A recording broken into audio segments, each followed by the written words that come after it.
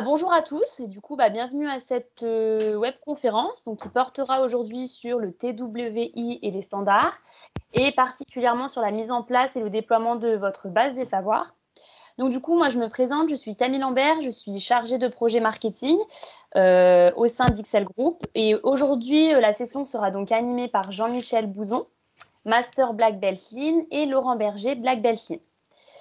Voilà, alors du coup, quelques règles. Donc déjà pour le confort de tous, donc j'ai coupé les micros de tout le monde et je vous demande si ce n'est pas fait de couper vos micros, s'il vous plaît. Ça permettra d'éviter les échos. On vous demande également de couper vos webcams pour laisser les webcams de nos animateurs bien en vue.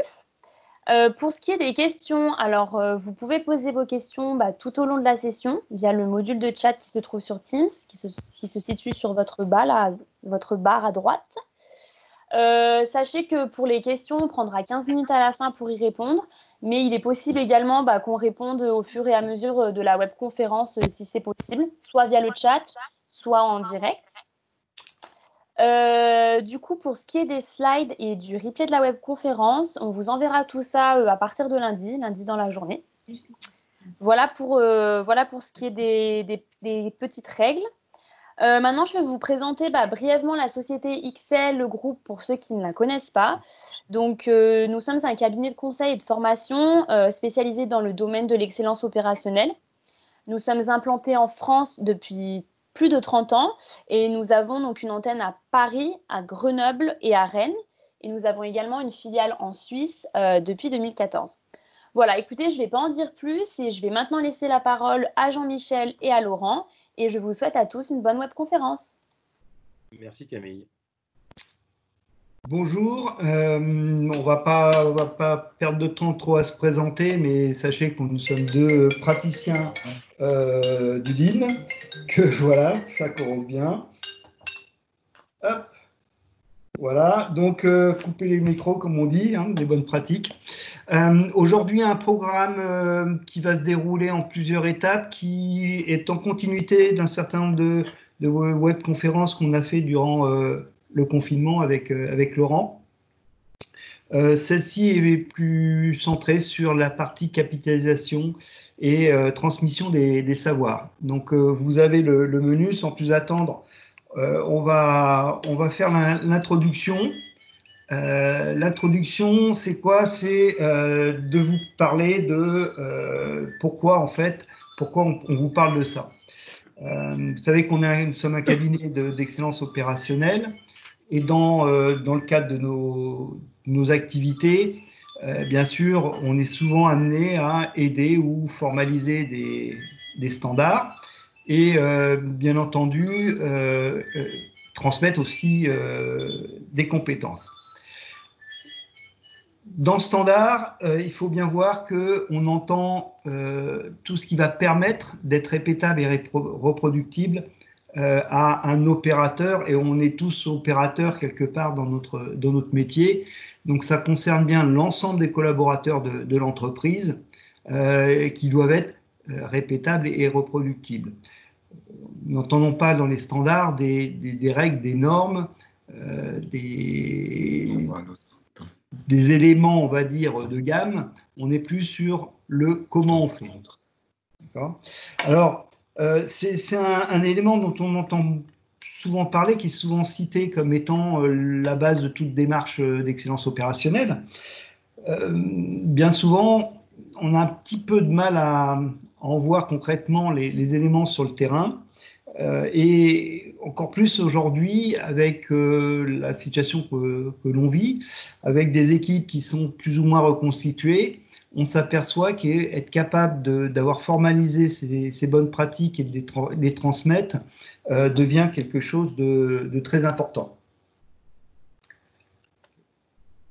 Là, je vais juste bien me familiariser avec tout ça. Voilà.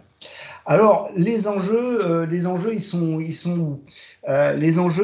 aujourd'hui d'être capable de s'adapter à un environnement qui, certains connaîtront cet acronyme VUCA, qui est volatile, incertain, complexe et souvent ambigu. L'environnement est agile, c'est-à-dire que le marché, les conditions de fonctionnement des entreprises bouge énormément. Les collaborateurs sont agiles. Certains ont été étonnés de la capacité des collaborateurs à se mettre en travail à distance, en collaboratif via les réseaux. Les collaborateurs, effectivement, évoluent aussi beaucoup dans leur propre gestion de carrière, ce qui amène effectivement à devoir faire évoluer l'organisation de l'entreprise et y apporter beaucoup d'agilité. À ceci, on rajoute le fait que les compétences continuent de s'accroître, les connaissances et les compétences dans une entreprise. Aujourd'hui, en plus, on a la partie des techniques numériques et de communication qui vient s'ajouter au bagage, je dirais, technique de chaque collaborateur. Ça fait quand même beaucoup de choses à maîtriser. Or, l'entreprise ne fonctionne que par son capital humain et les compétences de ce capital-là, l'expertise.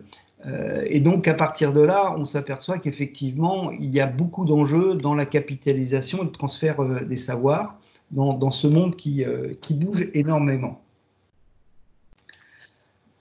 Alors, je ne vais pas vous refaire tout l'historique, il y a trois weblines qui reprennent ça, mais on va un petit peu replacer la transmission du savoir un peu dans le temps.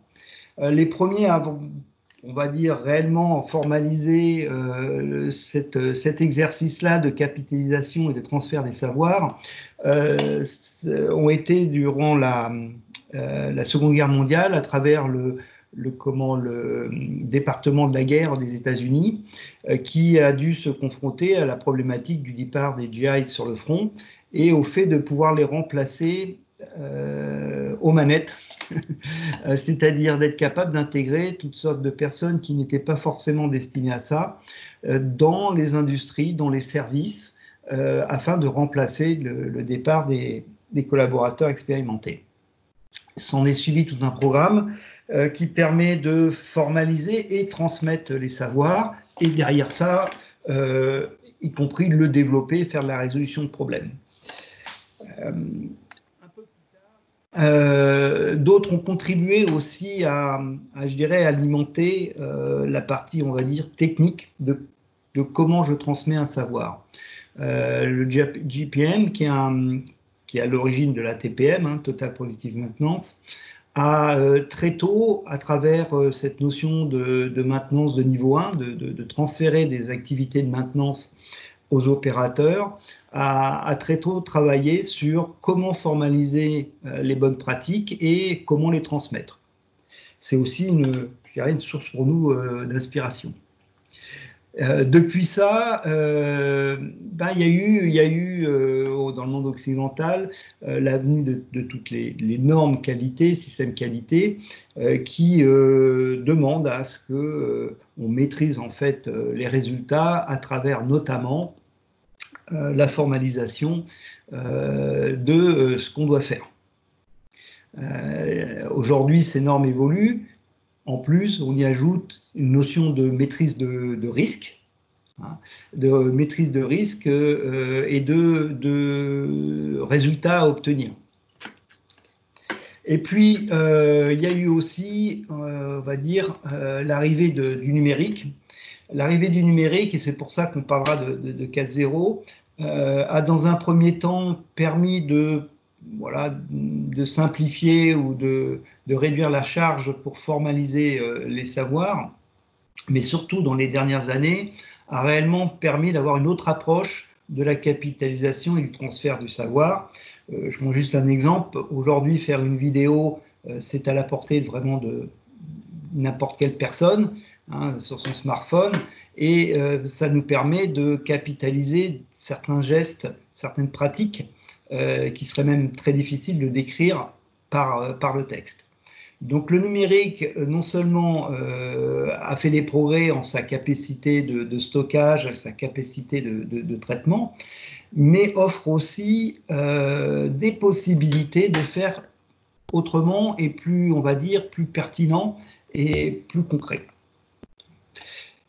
puis, à ça, on va rajouter aussi, comme vous disait Camille, 30 ans d'expérience qui nous a amené à être confrontés à toutes sortes de situations où on avait besoin de capitaliser les bonnes pratiques pour ensuite pouvoir les maintenir, les développer, les améliorer et bien sûr les transmettre.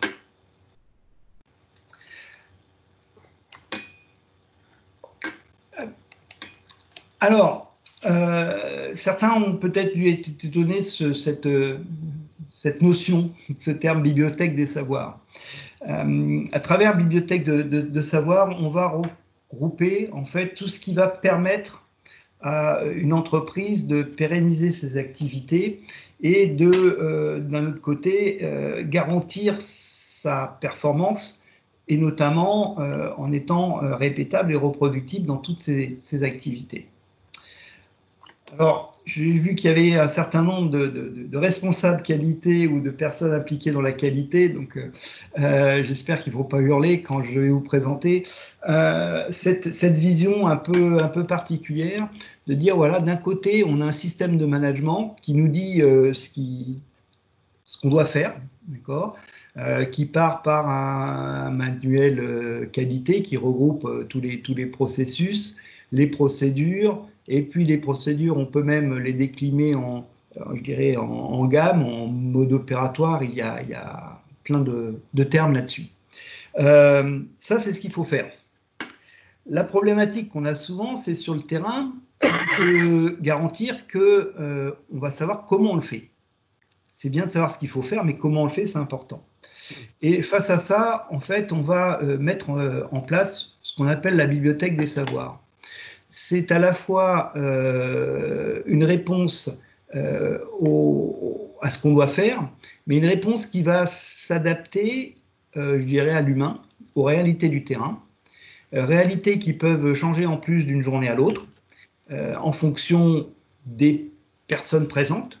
Si vous êtes dans un service de réception clientèle, vous avez d'une journée à l'autre des personnes qui sont plus ou moins expérimentés et qui pourront traiter certains sujets ou auront besoin de s'appuyer sur d'autres. Donc, ils vont avoir une certaine autonomie. Ce qu'on doit faire, c'est toujours pareil. C'est un peu la recette de cuisine. On fait toujours, sur le papier, on fait toujours pareil. Et puis, derrière ça, voilà, il faut s'adapter aux ingrédients, à la situation du jour. Et là, c'est important parce que le résultat obtenu, il va être obtenu par l'action des personnes impliquées, pas par, je dirais, les procédures administratives. Et donc, si on veut être répétable, reproductible, il faut s'assurer que chaque personne dans l'organisation va savoir comment il doit agir en fonction de la situation dans laquelle il est, que ce soit dans la réalisation d'une activité ou même face à, je dirais, quelque chose, un imprévu. Okay. Entre les deux, on doit se retrouver sur ce qu'on appelle les enregistrements de qualité, c'est-à-dire qu'à un moment, on doit être capable de dire, voilà ce qu'on devait faire, voilà comment on l'a fait, vous voyez que ça match. Et donc cette notion de ce que je dois faire et comment je le fais est quand même au cœur de la bibliothèque du savoir. Ce qu'on va capitaliser, c'est comment je le fais. Comment je le fais, bien sûr, répond, je dirais, à des critères de ce que je dois faire, mais comment je le fais doit être est beaucoup plus terrain, parce qu'il doit permettre à toute personne de savoir la réponse qu'il doit apporter. Et pour ça, effectivement, on va avoir tout un tas de bonnes pratiques qui vont aller de la bonne pratique technique sur voilà le type de composant, voilà le type de visuel, voilà le type, voilà, à ce qu'on appelle des formations points clés ou en anglais OPL, qui viennent justement de la TPM. Ces formations points clés vont nous permettre de formaliser tout un tas de détails qui vont permettre très concrètement de savoir comment je réagis si telle chose est en place ou comment je fais telle activité. Ça, c'est important parce qu'en fait, quand on va parler de bibliothèque des savoirs, c'est la partie droite. Ce n'est pas du tout à opposer au système de management de la qualité. C'est je dirais, la réponse opérationnelle du système de management de qualité. Et ça, voilà, c'est un peu, pour certains qui sont dans le domaine de la production, c'est un peu les méthodes Indus, les méthodes prod, quoi. Hein, ok, voilà ce qu'on doit faire. Bah ouais, comment je le fais? Bah, je le fais avec mes équipements et avec les hommes qui sont disponibles. Alors, si on rentre un peu plus dans le détail, pour illustrer, la question qui se pose souvent pour tout manager, hein, c'est déjà de connaître ses activités. Qu'est-ce que son équipe est censée faire? Ça, c'est important. Et pour ça, la première question, c'est, OK, est-ce que je sais formaliser les activités réalisées par mes équipes et surtout, comment je vais organiser mon équipe pour réaliser ces activités? Alors, le cas classique, hein, on va dire en production, si vous avez une ligne d'assemblage où il y a 4 postes qui se suivent, bon, bah, j'ai 4 opérateurs. Ah ouais, mais là, en ce moment, je n'ai que la moitié de mon équipe. Comment je fonctionne à 2? Ben, il faut savoir être capable de le décrire. Vous êtes d'accord que ce qu'on doit faire, c'est toujours pareil. Ce qu'on va monter, ce qu'on va traiter comme dossier ou ce qu'on va traiter comme produit, je dirais l'enchaînement des activités, ce qu'on doit faire va être toujours exactement pareil. Maintenant, bah, comment on va se répartir quand on est 4 ou 2, là, ça va être différent. Et en plus, si on commence à dire que dans ces 4 personnes, j'ai des personnes expérimentées, j'ai des personnes qui débutent, je vais peut-être aussi avoir une organisation de mon activité qui va être différente.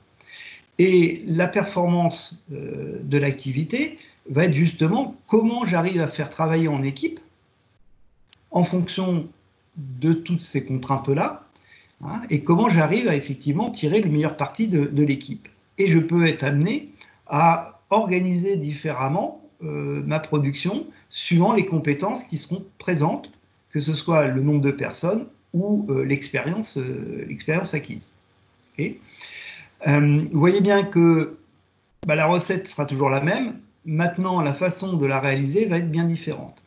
Soit on est capable de formaliser les bonnes pratiques d'organisation, soit, bah, comment ça se passe? Généralement, l'équipe s'organise, et s'organise bah, plus ou moins bien.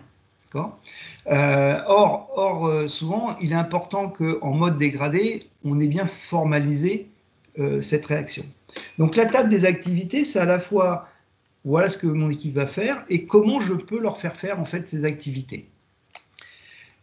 Quand on va parler d'activité, on va aller sur une description. Alors, ce que nous, on appelle les instructions activités standards, certains appelleront ça des standards d'activité, des modes opératoires, voilà, d'accord. Ce qui est important de savoir, c'est que on raconte une histoire avec, je dirais, plusieurs étapes dans ces IAS. L'objectif, c'est qu'effectivement, l'opérateur puisse se remémorer, en fait, la séquence d'activités qu'il doit réaliser. D'accord ? On voit bien que là, on commence à basculer d'un aspect qui peut être technique, j'assemble cette pièce plus cette pièce plus cette pièce, à une version plutôt vision côté opérateur. Ben, voilà ce que je vais faire. Ben, ce que je vais faire, je vais commencer par monter ça, après je vais prendre ça, après je vais régler, après, voilà, il va vous raconter son histoire. Il y a un point qui est important sur les instructions d'activité, c'est que même si au départ on a une certaine logique, il faut s'assurer que ces instructions correspondent aux réalités du terrain. Et rien de mieux, bien sûr, de s'appuyer sur vos collaborateurs qui vont être tout à fait capables de vous décrire ces séquences-là. Après, à vous de discuter avec eux s'il y a des séquences qui vous paraissent plus ou moins logiques, s'il y a des séquences qui pourraient être enchaînées différemment. Mais ce qui est important, c'est que là, on parle bien d'un document et d'un savoir opérateur. Hein. Les fonctions support vont venir compléter, confirmer, infirmer un certain nombre de choses, mais c'est bien la voix de l'opérateur qu'on va transcrire sur ces documents. On y rajoutera un certain nombre d'éléments, notamment des éléments de temps, et l'objectif n'est absolument pas de leur faire une compétition ou d'aller chercher productivité, c'est simplement les mettre dans un environnement serein où ils vont connaître, et la plupart du temps, ils vont vous définir, pour faire cette activité-là, voilà le temps dont j'ai besoin. Okay, et on complétera bien sûr avec tous les éléments sécurité, qualité qui vont nous permettre d'avoir une description de l'espace de travail complet qui va permettre à l'opérateur de vous dire, voilà, vous me demandez de faire ça, voilà comment je le fais, voilà mes étapes, voilà le temps, voilà mes encours, d'accord, et y compris quand je travaille à plusieurs, voilà mon temps par rapport au temps, ce qu'on appelle le tag time, hein, le rythme des autres, ou en tout cas le rythme de la demande client. Je vais rebondir tout de suite, c'est quoi la différence entre IS et gamme de prod. La gamme de prod, elle est, je dirais, souvent la retranscription, je dirais, d'enchaînement technique et logique, d'un point de vue technique, d'un certain nombre d'activités. Okay, ces activités, certaines doivent être enchaînées l'une après l'autre, d'autres vont s'enchaîner, mais potentiellement peuvent être mis en parallèle. La gamme, elle va vous dire, voilà comment on monte. Sur le terrain, si on a 2 personnes, on va répartir éventuellement l'activité en disant, lui va faire cette préparation, et puis du coup on va mettre cet ensemble avec l'autre. Voilà. On va souvent découper la gamme en une autre version qui est de la version faite par les opérateurs, en fonction des cadences demandées, des nombres d'opérateurs, de ressources. On a déjà parlé de tout ça. D'accord ? Donc là, on est bien un document. Comme je dis souvent, c'est simple, on prend le document, puis on regarde la personne, et voilà, il a dit qu'il faisait ça, est-ce qu'il fait ce qu'il a dit? D'accord? Donc ça, en plus, ça s'audite assez simplement. Ces documents, alors qu'il peut prendre bien sûr cette forme ou toute autre, je dirais, forme, verticale, horizontale, comme vous voulez, mais je dirais, ça doit rentrer dans une feuille pour une raison de facilité de lecture, et ça doit être suffisamment clair pour qu'un opérateur comprenne les différents textes. Alors quand on a ça, souvent on a un peu la recette, hein, c'est-à-dire blanchir les œufs. Ah ouais, ok. Blanchir les œufs, mais ça veut dire quoi blanchir? Et bien là, on va avoir besoin d'avoir un outil qui va nous permettre de formaliser tous ces petits tours de main, astuces, éléments de compréhension qui vont compléter en fait la séquence. Sur une séquence donnée d'activité, on peut avoir 7, 8 formations points clés. Quand vous devez remplir un dossier, je ne sais pas, d'assurance, à un moment, vous allez devoir faire un calcul en fonction de tout un tas de critères. Vous avez des fiches de calcul qui vont dire si c'est tel cas, tel cas, voilà comment on fait le calcul, ou voilà les points clés qu'il faut regarder avant de valider cette étape-là. Alors l'intérêt des points clés, c'est que, on peut les multiplier énormément, c'est pas un problème. Deuxièmement, quand on va commencer à avoir des instructions d'activité qui vont prendre en compte l'organisation, c'est-à-dire que pour faire la même tâche où je suis à 2, où je suis à 4 personnes, j'ai mes instructions qui vont différer, parce que je vais répartir les instructions personne par personne. Les formations points clés resteront les mêmes. Dans la plupart des activités, une formation point clé va s'appliquer à quasiment 40% de la population.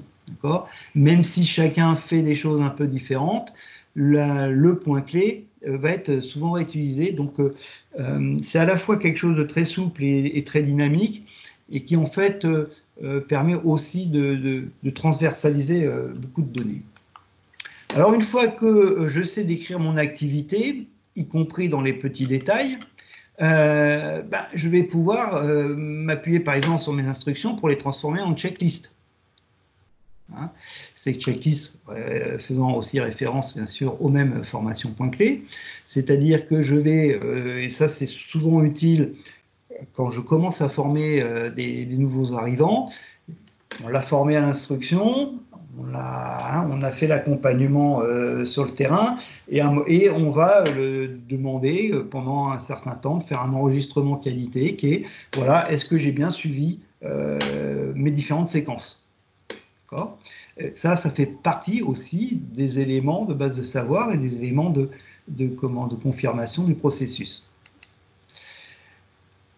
Alors, est-ce que c'est suffisant pour déclarer qu'on est, on est répétable, reproductible à son poste? Ben non, parce qu'il y a effectivement la description des activités et puis il y a aussi tout un tas d'éléments qui vont garantir que l'opérateur fonctionne, je dirais, dans un environnement sécurisé, qu'il connaît les bases des réactions quand il y a un défaut, quand il y a un problème de sécurité, quand il y a, voilà. Il y a aussi un, je dirais quand même, savoir-être aussi au sein des équipes, ce qui va nous permettre aussi d'arriver à formaliser ce qu'on appelle les habilitations au poste, qui vont contenir bien sûr les habilitations légales, hein, qui sont des fois nécessaires sur certaines activités, mais je dirais tout un tas de savoirs que l'opérateur doit avoir acquis pour être autonome dans son poste. Une fois qu'on a ça, eh ben, l'étape suivante, c'est quoi? C'est d'être capable de regrouper, bien sûr, personne par personne, quelles sont ses compétences. Là, on va parler de compétences opérationnelles, c'est-à-dire on va être capable de dire cette personne a été formée et à tel niveau d'autonomie sur telle activité. On va avoir des compétences de savoir-faire de toutes sortes, qui va permettre du coup de reboucler avec j'ai besoin de telle activité, quelles sont les personnes compétentes qui ont été formées, à quel niveau, hein, parce que je peux très bien avoir des personnes qui viennent d'être formées, en tant que manager, je vais en tenir compte pour constituer une équipe qui on va dire, a les compétences en global pour être capable de réaliser l'activité. Et vous voyez que là, déjà, on commence à effectivement donner des outils à nos managers, y compris les managers de proximité, qui vont être capables de dire, ben voilà, j'ai cette activité, voilà comment on la réalise en fonction bien sûr de mon organisation, de mes demandes clients. C'est pas une description qui vient de nulle part, c'est une description d'opérateur, donc c'est quelque chose qui va être applicable au terrain. Quand je dis applicable, c'est que bien sûr on a impliqué les opérateurs pour réaliser ces éléments-là, et derrière ça on va leur dire vous êtes mis d'accord, vous faites comme ça, ce qu'on vous demande c'est de respecter ce que vous avez simplement dit. Ça ne veut pas dire que c'est figé, hein, parce que nos opérateurs, je rappelle, on est tous opérateurs, on a tous des idées, on va aussi progresser, d'accord? Et donc, on va devoir effectivement avoir besoin de faire évoluer ces documents de façon dynamique. Avant, on se posait la question de, oui, il faut aller voir les méthodes, d'accord? On s'aperçoit vite qu'on a des documents qui ne sont pas à jour. L'approche basée savoir, c'est bien de s'appuyer sur les personnes qui ont la compétence sur le terrain et donc d'amener nos opérateurs à, quels qu'ils soient, à gérer leurs documents de savoir, gérer leur base de savoir et de l'actualiser. Alors bien sûr, on mettra des règles pour leur donner de l'autonomie, hein, mais c'est bien dans ce sens-là qu'on va. Alors une fois qu'on a fait ça, on va pouvoir aussi s'adapter à l'évolution de l'organisation de l'entreprise, ce qu'on va dire dans une démarche, une évolution des flux de valeur, qui vont bien sûr impacter la table d'activité et qui vont nous permettre d'avoir quelque chose de dynamique, c'est-à-dire que quand on fait évoluer nos flux de valeur, quand on rajoute des familles de produits, forcément on va rajouter des éléments dans la table d'activité et puis on va pouvoir je dirais, comment boucler les éléments du savoir. Et puis, il y a des activités, des produits qui vont disparaître. Et ben, on va pouvoir mettre, je dirais, dans la bibliothèque, la réserve, ces activités au cas où. Autre élément dans la base du savoir, hein, c'est typiquement, vous avez un incident qualité. Donc, vous allez faire de la résolution de problèmes hein, sous forme d'un 8D, n'importe quelle solution. Et ben, si ça reste que dans ces classeurs-là, il y a quand même assez peu de chances que ça ne se reproduise pas. Donc, on doit être effectivement dans notre base de savoir, être capable d'actualiser quasiment en temps réel, suite à des résolutions de problèmes, nos éléments qui formalisent ce savoir, de façon à ce que très rapidement, on puisse reformer et retransmettre ces éléments, qui soient formalisés, qui soient pérennisés. Okay. Alors, on pourrait rajouter d'autres éléments parce que les savoirs, il y en a beaucoup dans l'entreprise, mais on va s'appuyer déjà sur cette partie qui est quand même 80% du périmètre.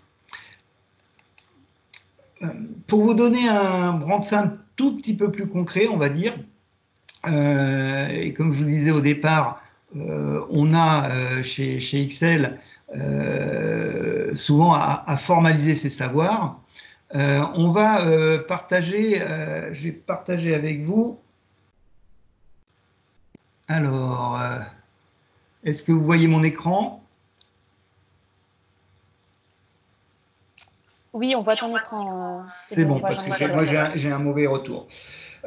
Vous donnez juste une vision un peu plus concrète. Donc, on s'est fait une petite appli qui nous permet de formaliser les standards quand on intervient dans une entreprise. Je vous disais, le premier élément qui est important, c'est de fournir au manager les clés de son organisation. C'est-à-dire, j'ai 4 opérateurs, comment je fonctionne. Et puis, j'ai 2 opérateurs. Comment je fonctionne. Et derrière ça, j'ai la possibilité, en fonction du nombre d'opérateurs, d'aller chercher mes instructions de travail, mes IAS. Hein. Donc, l'IAS, elle comporte quoi? Voilà comment est organisée notre zone de travail, et puis voilà mes séquences.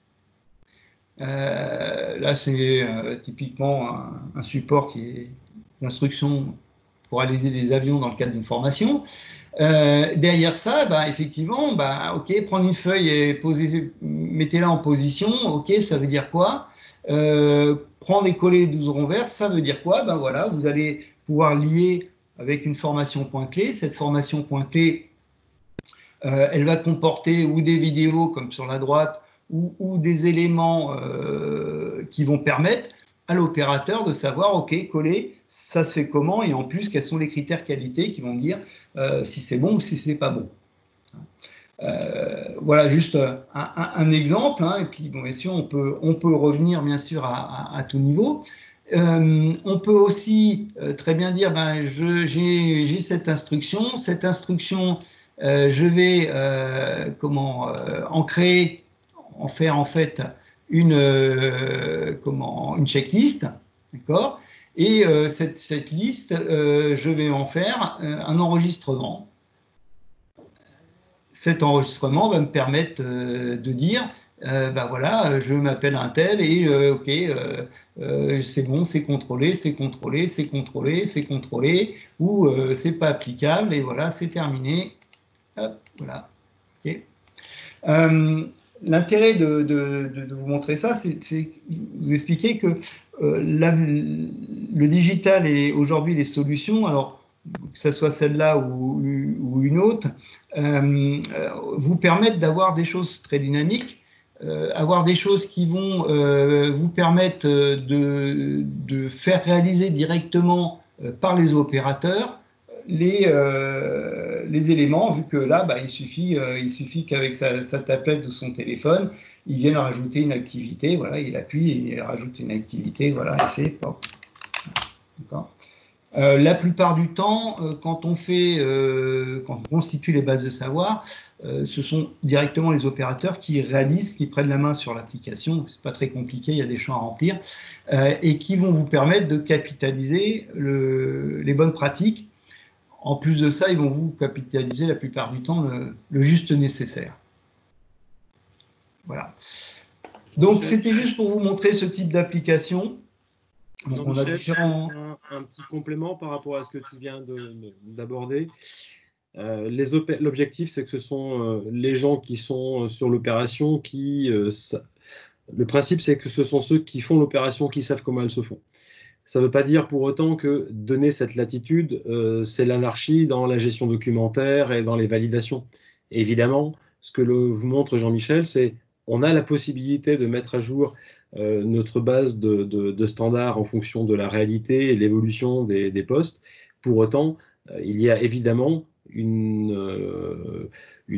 organisation de cette mise à jour pour que ce ne soit pas anarchique et que tout le monde puisse faire n'importe quoi. Donc il y a bien évidemment derrière encore une validation pour s'assurer que ce qui est proposé peut vraiment être mis en place. Alors, je vois un commentaire trop technique, il faudrait simplifier. Je vais vous prendre un exemple tout bête et puis je vais demander à Camille de rebasculer sur la présentation. Vous avez tous eu un bouquin de cuisine en main. Vous avez tous lu les mêmes recettes avec de belles photos sur le produit qui devait être réalisé. Vous avez tous tenté la recette. Et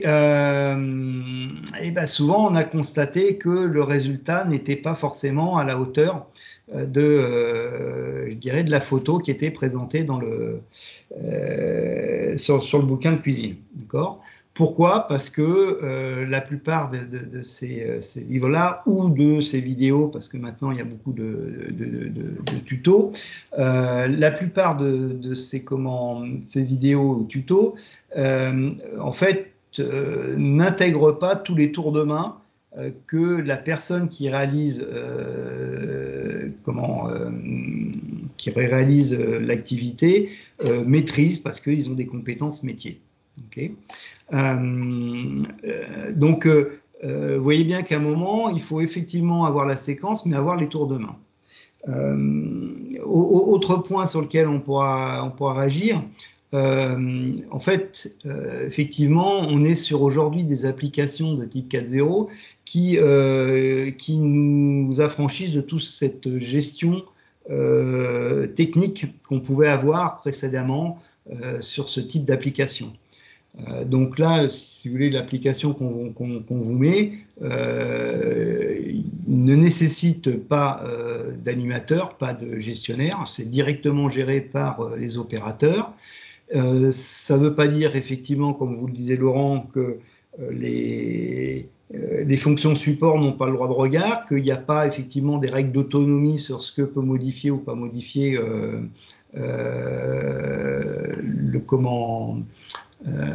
l'opérateur. Mais c'est l'opérateur qui gère parce que les opérateurs sur le terrain savent très bien faire ce type-là je dirais de dessin. C'est du PowerPoint, il suffit d'ouvrir le PowerPoint et puis de faire les petits dessins dessus. D'accord. Donc, c'est pas du tout des usines à gaz et si vous voulez, on pourra, n'hésitez pas à nous contacter pour qu'on fasse une démo, juste pour vous montrer que c'est pas usine à gaz et que effectivement ça se gère très bien. C'est aussi l'intérêt de notre application, c'est de montrer que on n'est pas simplement dans le il faut faire, on sait faire, d'accord. Après, il y a juste un deuxième commentaire. Effectivement, je ne vais pas revenir sur toute l'historique du TWI. Si vous allez sur notre site, vous avez 3 conférences qui vous expliquent en fait du TWI au 4.0. Et je pense que ça devrait répondre à cette question. Alors, On va venir maintenant sur, OK, comment ça se met en place. Les retours d'expérience qu'on a eus, c'est que souvent au départ, on va sur le terrain et puis on dit, bon, bah, OK, il faut formaliser les compétences, il faut savoir les connaissances, il faut être capable de transmettre ses savoirs, il faut s'assurer que tout le monde a bien compris. OK. Et à ce moment-là, on rédige sous différentes formes, vidéo, papier, voilà, on rédige les documents. Ces documents sont connus par les personnes, on va dire, concernées, mais à un cercle assez restreint, et ont du mal derrière à vivre, soit pour des raisons techniques, effectivement, d'utilisation d'applications non adaptées, soit simplement parce qu'il n'y a pas une dynamique au sein de l'entreprise de capitalisation des savoirs. Et ça c'est important. On a beau, je dirais, discuter, échanger sur ce sujet, on a beau avoir des retours nous disant « oui, vous avez raison, c'est quand même super important de capitaliser les savoirs. D'ailleurs, monsieur un tel est parti ou madame un tel est parti, puis on s'est retrouvé dans une situation compliquée. » On a du mal à avoir des projets et je dirais vraiment des flux de valeur dans l'entreprise focalisés sur la capitalisation des savoirs, hein, le juste nécessaire, mais sûr que ça marche. Okay, c'est important donc du coup de bien comprendre comment en fait cette capitalisation se met en place. D'accord, et pour ça, en fait, déjà il faut comprendre l'enjeu. Il faut comprendre l'enjeu et les principes de base de cette approche. On est dans « je capitalise des savoirs et je dois les retransmettre ». Ça ne veut pas dire qu'on met de côté la partie, je dirais, méthode, indus, bureau d'études, développement et compagnie. Mais on est dans « je suis avec mes collaborateurs et je dois m'assurer que tous leurs compétences et leurs savoirs sont capitalisés. » Pourquoi? Parce qu'il y a un risque majeur dans l'entreprise. Si voilà, il y en a un qui gagne au loto, on va prendre ça, hein, et qui nous dit adieu patron, comment on fait? D'accord, donc il faut vraiment comprendre que cette gestion des savoirs est un enjeu majeur pour toutes les entreprises et à ce titre doit faire l'objet d'un processus clairement défini et managé. Deuxième point, il faut effectivement se pencher sur les techniques, les méthodes, les outils qui permettent aujourd'hui de capitaliser et de transférer ces savoirs.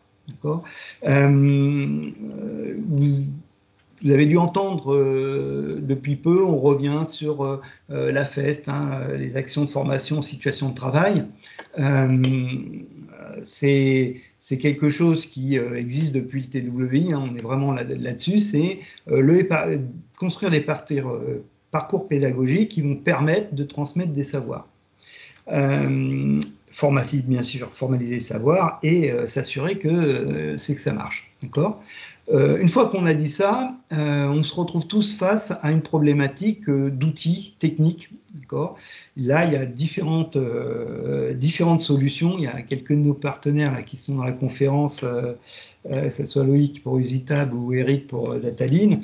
Il y a des applications qui aujourd'hui vous permettent de facilement formaliser, organiser et utiliser ces savoirs.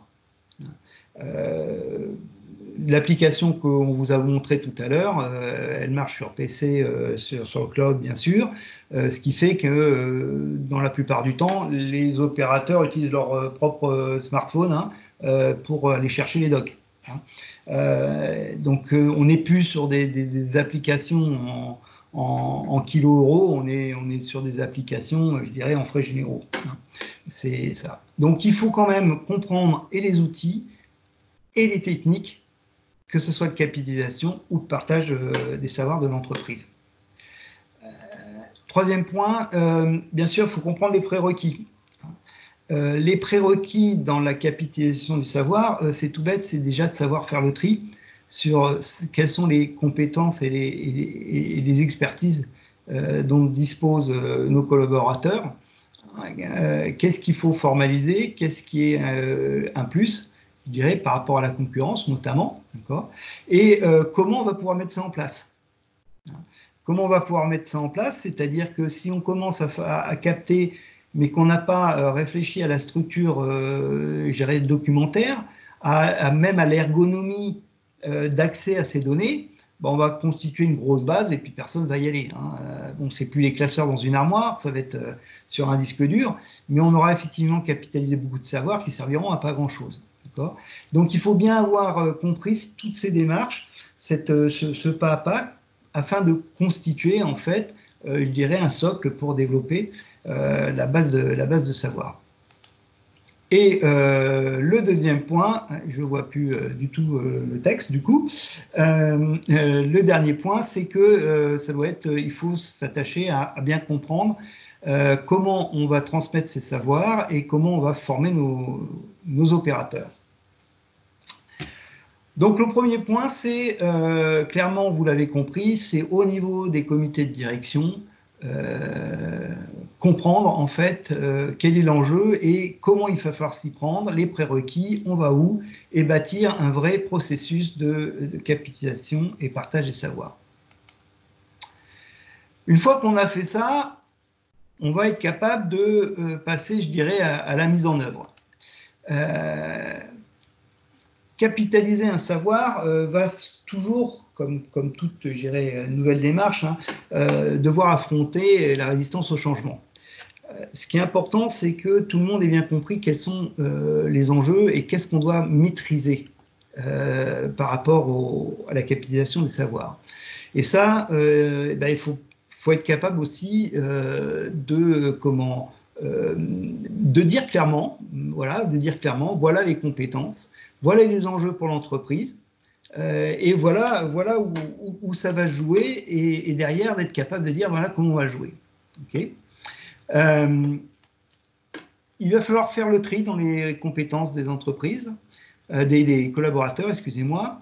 Des collaborateurs ont peut-être des compétences, mais qu'on va trouver facilement sur le marché. Et puis, il y a des collaborateurs qui, peut-être, voilà, payent pas de mine, comme on dit, mais qui ont des compétences qui sera difficile de retrouver sur le marché. Bien sûr, on va devoir tenir compte de ça, parce que l'objectif, il n'est pas de formaliser le moindre savoir, c'est notamment le savoir critique pour l'entreprise. Donc, il va falloir savoir identifier ces ressources-là, et une fois qu'on les aura identifiées, il va falloir voir, bien sûr, qui est concerné. Qui est concerné, pas forcément que l'opérateur, mais je dirais toutes les parties prenantes qui sont autour, qui vont pouvoir, telles les fonctions de support, confirmer, affirmer certaines pratiques, parce que dans les bonnes pratiques sur le terrain, il y a des fois, quand on creuse un peu, on s'aperçoit que dedans, il y a encore beaucoup de non-valeurs ajoutées, pour parler lean, et puis il y a même des choses qui sont contraires aux objectifs qualité ou simplement technique process que l'on recherche à travers un produit. Okay. Derrière ça, il faudra aussi, pour déployer, être capable de mesurer l'impact de cette transformation. C'est-à-dire que c'est toujours pareil, on investira, on s'investira dans la capitalisation et le transfert des savoirs que si on arrive à en mesurer l'intérêt pour l'entreprise, qu'on puisse en mesurer la performance et donc le retour pour l'entreprise. Et ça, c'est important, c'est-à-dire que, mais on est dans tous les processus, on va dire, classiques de l'entreprise, un processus doit ajouter de la valeur à l'entreprise et celui-là fait partie des choses. Est-ce qu'aujourd'hui on forme en 15 jours et est-ce que demain on ne pourrait pas former en 8 jours? Vous voyez bien quand même un intérêt alors à la fois économique mais aussi stratégique, parce que suivant qu'on forme plus ou moins rapidement nos collaborateurs, on pourra être capable de réagir plus ou moins rapidement à des augmentations par exemple, de demandes clients. Et ça, c'est important parce que à travers la capitalisation et transmission du savoir, on va être aussi capable de donner encore plus d'agilité à l'entreprise, donc développer ses marchés, développer ses clients et développer ses résultats. Donc il y a bien une deuxième étape, une fois qu'on a compris l'enjeu et qu'on a compris la transformation de l'entreprise, il va falloir bien arriver à identifier comment on va y aller. La troisième étape, ça va être la mise en place. Et je dis bien c'est la troisième étape, c'est-à-dire qu'il faut avoir préparé, je dirais, l'entreprise à être capable de capitaliser et de transmettre ses savoirs. Même si les applications dont on parle, c'est des applications qui se mettent en place, vu que c'est sur du cloud, en 2-3 heures, et si on personnalise, je dirais, les différentes zones menus qui peuvent être personnalisées, il n'en reste pas moins que là, il faut que les opérateurs aient accès à un PC, un vieux PC sur Internet, ok, très bien, que voilà, il y a un certain nombre de choses qui soient mises en place, que les règles d'autonomie notamment soient définies, d'accord. Voilà. Le terrain doit être préparé, c'est ce qu'on a vu avant. Okay. Derrière ça, qu'est-ce qu'on va faire? On va mettre en place les outils et on va notamment structurer l'information.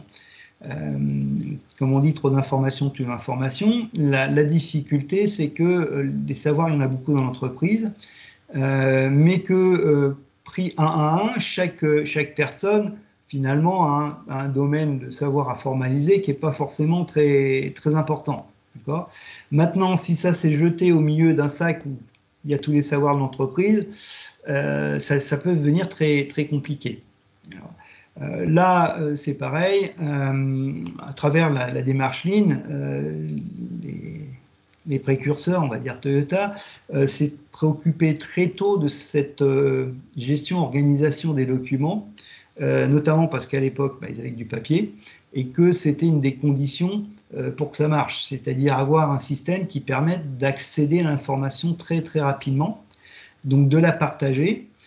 À partir du moment où ils ont réussi à le faire en version papier, on devrait y arriver en version électronique. Mais ça suppose quand même d'avoir un petit peu réfléchi, non pas en tant qu'ingénieur, mais en tant qu'ingénieur opérateur, c'est-à-dire je me mets à la place de ceux qui vont devoir l'utiliser, qui sont ou des personnes qui vont être formateurs à un moment, ou des personnes qui vont avoir besoin d'aller accéder à ces informations pour se rafraîchir les idées, pour s'assurer qu'ils font correct, d'accord, et donc avoir cette vision client, c'est quoi nos clients, et donc organiser et structurer les documents de façon à ce que ça réponde aux besoins de ceux qui vont l'utiliser. Ça paraît simple, mais c'est vrai que souvent on a des structures de documentaire qui commençons une arborescence, on va dire, systémique, un peu système, qui ne correspond pas forcément à la réalité du terrain. Okay. Derrière ça, il va falloir faire évoluer nos processus. Évoluer nos processus en intégrant bien sûr je dirais cette évolution digitale, c'est-à-dire il y a tout un tas de choses bien sûr qui vont être supprimées parce que digital, parce que non-redondance de données, parce que comment accessibilité en temps réel. Donc il y a effectivement un travail qui va devoir être réalisé pour dire voilà, avant on faisait comme ça, maintenant on fait comme ça. Et là aussi, il faut bien l'intégrer dans la mise en place de cette base de savoir. Il va falloir former, informer et modifier nos standards, nos bonnes pratiques, de façon à ce que tout le monde soit bien au courant de comment on fait maintenant. Une fois qu'on a fait ça, il va falloir construire les différents parcours de formation et de mise en pratique. Pourquoi? Parce que on n'a pas besoin, et surtout on a la nécessité de s'adresser au public concerné. Un technicien pourra se contenter je dirais de grandes lignes, par exemple dans la séquence. Un opérateur, je dirais, temporaire, va arriver avec un bagage technique qu'on ne connaît pas. On va être obligé d'être beaucoup plus précis et complet sur les informations qu'il faut lui transmettre. D'accord ? Donc, on va avoir aussi des parcours qui vont alterner des mises en pratique, des formations un peu théoriques, des compétences métiers, des ci et ça. Et tout ça, ça fait partie de, je dirais, des bonnes pratiques pour capitaliser et transmettre les savoirs. Okay. On passera par une phase pilote. Oui, parce que, vous savez, dans une démarche d'excellence opérationnelle, hein, on se bat un petit peu sur ceux qui veulent avoir conçu un truc complet, 100% bordé dans tous les sens, d'accord, qui va prendre 3 ans. Non, là, on va faire des cas pilotes, on va essayer, on va valider, on va bien sûr impliquer les personnes sur le terrain, je dirais un peu en mode Scrum, on va être capable de mettre ça en place. On ne va pas mettre forcément en place toutes les fonctionnalités dès le départ, parce que comme on n'a même pas commencé à capitaliser le moindre savoir, ça va être un peu compliqué. Et on va faire évoluer ces cas pilotes, on va les valider, et après on va bien sûr les dupliquer et transférer. Et puis, bien sûr, on va beaucoup communiquer. On va communiquer sur déjà les valeurs de l'entreprise, capitaliser, transmettre les savoirs, c'est quelque chose d'important pour l'entreprise. Garder pour soi un savoir, c'est un risque pour tout le monde, pour soi et pour les autres, et bien sûr pour l'entreprise. Donc il y a une communication sur aussi ce changement un petit peu d'approche. Souvent, il faut communiquer sur la pérennité de ces actions, hein, parce que voilà, on va déclencher des actions de capitalisation de savoir parce qu'on n'a pas trop le choix. Hein, certains le font beaucoup en ce moment parce qu'ils n'ont pas le choix. Est-ce qu'ils vont continuer derrière? Est-ce que vraiment ça va être un projet d'entreprise qui va être maintenu? L'important, bien communiquer clairement sur ces aspects. Hop là. Et le dernier point, je ne suis pas capable de vous le dire parce que je ne vois pas. Laurent, tu peux... Oui, Jean-Michel. Le dernier point du slide, je ne l'ai pas. Tu n'as pas le dernier point du slide. Oui. Alors, tu reviens au slide. C'est mettre, si vous voulez, je vous aide, c'est mettre en place la transformation et sous KPI. Voilà. Ah, merci Camille, mais j'ai la barre moi dessus. Donc oui, le dernier point, c'est ce dont on parlait au départ. On fait tout ça, c'est pour améliorer la performance, il faut la mesurer. La mesurer, ça motivera aussi les gens à continuer de capitaliser, transmettre les savoirs. Donc c'est les fameux indicateurs de performance qu'il faut mettre en place. Voilà. Donc vous voyez, quand on va capitaliser, il faut déjà que, si je résume, le top management ait bien compris l'enjeu et en fasse un projet d'entreprise, que le management intermédiaire ait bien compris bien sûr les enjeux et les transformations sur les processus qu'il va devoir mettre en place, et que derrière ça, je dirais, toutes les personnes ayant des compétences critiques aient aussi compris l'enjeu, mais aussi compris la technique, comment ils vont faire. Et c'est important, bien sûr, que le système soit pas un système subi par les opérateurs, mais qui soit, bien sûr, aujourd'hui ergonomique, flexible et facile d'accès. Et c'est là où on vous l'a montré par la petite application. Aujourd'hui, c'est possible. Nous, on n'est pas fabricant de logiciels. On pourra vous adresser ou vous rediriger vers des partenaires qui savent très bien le faire. Mais voyez qu'avec nos moyens je dirais, de programmeurs débutants, on arrive à faire des choses qui sont très faciles d'accès, très faciles à mettre en place. Et c'est un message qu'on voulait vous faire passer. Aujourd'hui, il est possible tout à fait de bâtir des bibliothèques des savoirs et de transmettre ces savoirs. Voilà, j'ai un petit peu dépassé, désolé. On va se prendre quand même 5-10 minutes de questions-réponses. Alors, oui, Jean-Michel, il y a un dernier point qui a été abordé par Lionel. qui effectivement nous fait part que, bien que le webinaire soit limité, nous avons peu évoqué le processus de formation aux IAS et ses étapes. Alors, ce qu'on peut dire par rapport à ça, très clairement, c'est que les IAS, comme l'a souvent répété Jean-Michel pendant ce webinaire, eh bien, ils sont rédigés avec ceux qui y font, c'est-à-dire que les acteurs du terrain. Pour autant, là, on peut se raccrocher à des choses qui existent, qui se développent de plus en plus. On a aussi parlé de l'AFEST tout à l'heure. AFEST, ça veut dire Action de formation en situation de travail.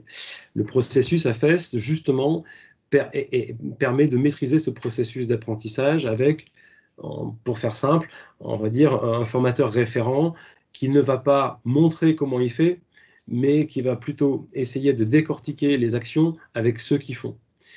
Et finalement, en faisant rédiger le plus possible à celui qui est en action de formation, les modes opératoires et les instructions qu'il va utiliser par la suite.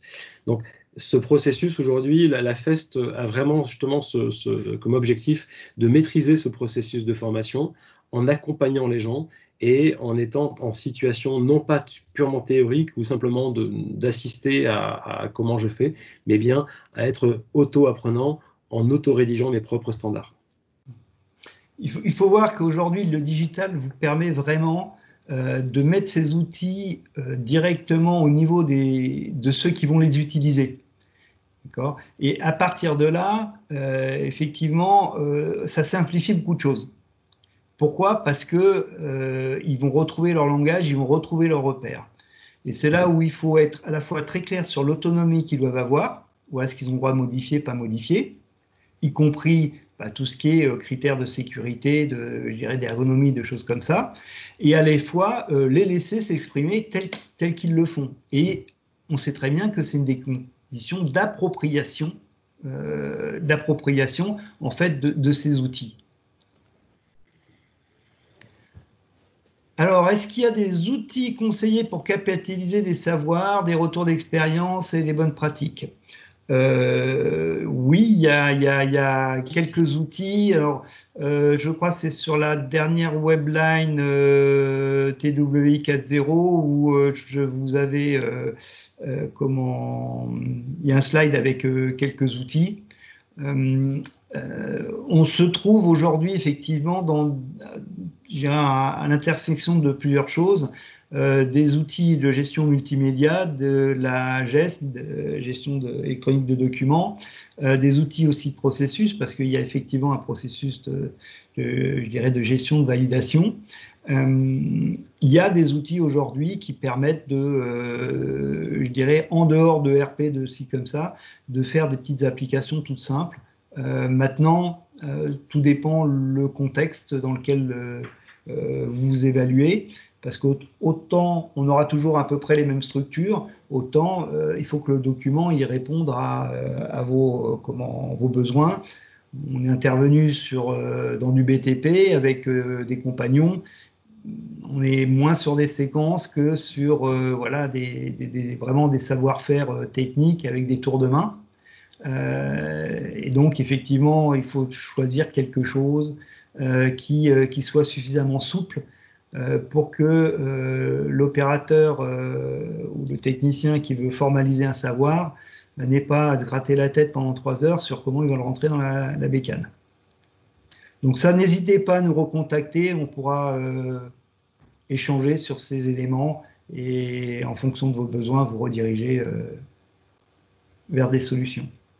Et la capitalisation des savoirs et les retours d'expérience, n'oublions pas que ça fait partie de l'organisation managériale d'une entreprise. Il faut le préparer, il faut l'inciter, et quel que soit l'outil, de toute façon, il faudra quelqu'un pour piloter ce retour d'expérience. Au passage, on n'a pas forcément expliqué les différents types d'applications. Contrairement à ce qu'on peut penser, la production est relativement bien équipée sur capitaliser ses savoirs. On pourra discuter effectivement de certaine pertinence. Là où aujourd'hui ça s'applique le plus, c'est sur tout ce qui est processus, on va dire, service administratif ou support. pour des personnes qui finalement incarnent des fonctions dans l'entreprise, hein, c'est-à-dire non pas dans le cas où j'ai à former 50 personnes à faire la même activité, mais plutôt à capitaliser quelques compétences critiques de certains collaborateurs. Dans des déclarations, dans des ci, dans des ça, dans les traitements. Non, si vous avez des questions, ça s'applique bien à toute l'entreprise, des processus RH au processus comptable, au processus logistique, bien sûr. Il n'y a pas trop de limites. On adapte, bien sûr, effectivement, en fonction du niveau de connaissance, de maturité des personnes concernées. Alors, je pense pas qu'il y ait d'autres questions. Oui. En effet, il n'y a plus de questions. Donc, je pense qu'on a fait le tour. Du coup, Jean-Michel, est-ce que tu veux présenter cette dernière slide là pour aller plus loin? Formez-vous si tu veux présenter cette slide, parce que juste pour info, pour les weblines dont Jean-Michel vous parle depuis tout à l'heure, sachez que je vous enverrai les liens par mail là tout à l'heure. Une fois que je vous enverrai les slides, vous aurez aussi les liens des weblines. Comme ça, au moins, vous aurez tout. Donc effectivement, il y a trois weblines qui sont plus centrées sur l'histoire et l'évolution du TWI de 40 à nos jours, on va dire. Sachez qu'on a aussi formalisé notre retour d'expérience sur le déploiement de la base des savoirs et du TWI avec 3 modules qui sont destinés je dirais à 3 publics différents dans l'entreprise et qui permettent de structurer et mettre en place. Ces modules, pour les 2 premiers d'ailleurs, se déroulent en distanciel. L'objectif étant effectivement d'amener les participants à bien sûr comprendre, mais surtout mettre en application dans leur environnement. Parce que là, je dirais la théorie, voilà, à peu près compris. Derrière, ça ne marche que si vous arrivez quand même à bien adapter à votre organisation. Donc il y a 3 modules de formation et avec, je crois, les premiers fin juin, début juillet. Voilà. Et puis, bien sûr, il y a tous les accompagnements conseils qu'on peut vous apporter par les différents consultants d'XL, que ce soit en termes de formalisation de la démarche, de construction de vos parcours pédagogiques, de montée en compétences de vos managers sur ces domaines-là. Donc n'hésitez pas à nous contacter ou nous poser d'autres questions. Très bien. Eh ben, écoute, merci beaucoup. Donc, du coup, les questions, on a fait le tour. Je me permets juste pour conclure de vous présenter les prochaines webconférences. Nous aurons une webconférence formation flash résolution de problèmes le 3 juillet. Une webconférence sur une formation flash outils du Lean Six Sigma le 18 septembre. Et une webconférence Lean Digital et Agilité le 23 octobre. Voilà, donc vous pouvez d'ores et déjà le noter dans vos agendas. Donc voilà, je ne vais pas en dire plus, on a un petit peu dépassé le temps. Donc voilà, en tout cas, merci beaucoup à Jean-Michel et à Laurent pour cette animation. Merci à tous pour votre attention. N'hésitez pas à nous contacter, on se fera un plaisir de répondre à vos questions. Et je vous souhaite à tous une bonne journée et un bon appétit. Merci à tous. Merci à tous, au revoir. Merci, au revoir.